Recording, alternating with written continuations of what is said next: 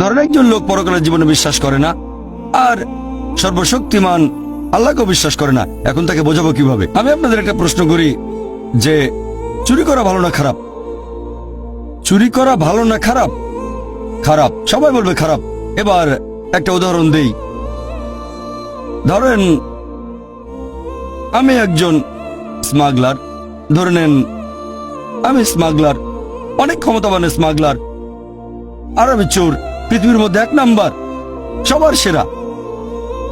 আর ধরেন আপনারা কেউ পরকালের জীবনে বিশ্বাস করেন না, আল্লাহকে বিশ্বাস করেন না, তাহলে আপনারা আল্লাহকে বিশ্বাস করেন না, পরকালের জীবনে বিশ্বাস করেন না, আর আমি একজন স্মাগলার, সেরা স্মাগলার, খুব বুদ্ধিমান, সবসময় যুক্তি খাটিয়ে কাজ করি। আমি আপনাদের বলছি যে চুরি করা ভালো।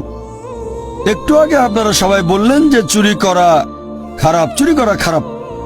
এখন আমাকে অন্তত একটা বৈজ্ঞানিক কারণ দেখান যে চুরি করা খারাপ কেন, তাহলে আমি চুরি করা বন্ধ করব।